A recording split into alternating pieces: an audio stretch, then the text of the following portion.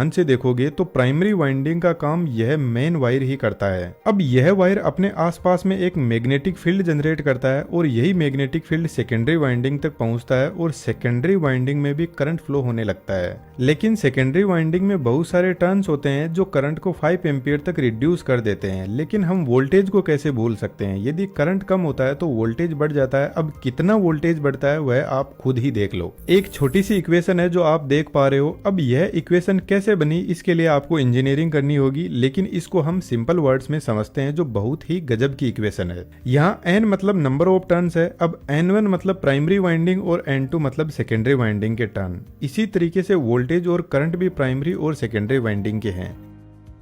सबसे पहले हम करंट फाइंड आउट करते हैं। मानकर चलते हैं सेकेंडरी वाइंडिंग के टर्न्स 200 है और प्राइमरी वाइंडिंग में तो एक ही टर्न है, तो यह टर्न सीटी की मैन्युफैक्चरिंग के टाइम पर ही फिक्स कर देते हैं।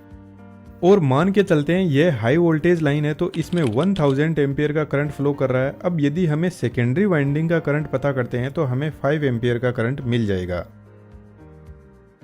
लेकिन अब वोल्टेज का भी पता करते हैं। प्राइमरी और सेकेंडरी वाइंडिंग में टर्न तो फिक्स है और मान के चलते हैं यह 400 केवी की लाइन है, तो प्राइमरी वाइंडिंग का वोल्टेज 400 किलोवोल्ट हो जाएगा और सेकेंडरी वाइंडिंग का अब वोल्टेज हम निकालते हैं तो हमें मिलता है 8 करोड़ वोल्टेज, जो हमारी पूरी तरीके से बैंड बजाने के लिए सफिशिएंट है। तो करंट ट्रांसफार्मर की यह एक सबसे बड़ी प्रॉब्लम है। तो इसे सोल्व करने के लिए हम क्या करते हैं, इसकी जो सेकेंडरी वाइंडिंग के जो 2 टर्मिनल है इसके ऊपर हम एक एमीटर लगाते हैं जो करंट को मेजर करता है। अब हम वोल्टेज निकालते हैं। 5 एम्पियर का करंट इस मीटर से फ्लो करेगा और इस मीटर का कुछ ना कुछ रेजिस्टेंस भी होगा। मान लेते हैं 1 ओम का रेजिस्टेंस है। अब ओम का नियम कहता है voltage is equal to current into resistance होता है। वोल्टेज हमें निकालना है, करंट 5 एम्पियर है, रेजिस्टेंस 1 ओम है, तो वोल्टेज हमें मिल जाएगा 5 वोल्ट।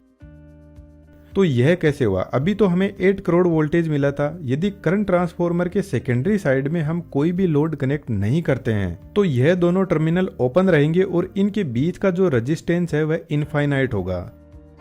तो यहाँ पर हाई वोल्टेज अपीयर होगा। लेकिन जैसे ही हम लोड कनेक्ट कर देते हैं तो एमीटर हमारा एक लोड की तरह काम कर रहा है, तो फिर यहाँ पर करंट भी फ्लो करने लग जाएगा और रेजिस्टेंस भी मिल जाएगा और हमारा वोल्टेज लिमिट में आ जाएगा। तो इस बात का हमेशा ध्यान रखा जाता है कि सीटी की जो सेकेंडरी साइड है उस पर हमेशा कुछ ना कुछ लोड होना जरूरी है। यदि उस पर लोड नहीं रहा तो सब कुछ तबाह कर सकती है ये। अब सीटी में जो वाइंडिंग होती है उसको प्रॉपर इंसुलेशन और कूलिंग प्रोवाइड करवाने के लिए यहाँ पर ऊपर की तरफ ऑयल भरा रहता है। कौन सा ऑयल भरा रहता है यहाँ पे कमेंट बॉक्स में जरूर से लिखना, मैंने पहले भी कई बार बताया है। अब हमें यहाँ मीटर में 5 एम्पियर का करंट दिखाई दे रहा है, तो हाई वोल्टेज साइड में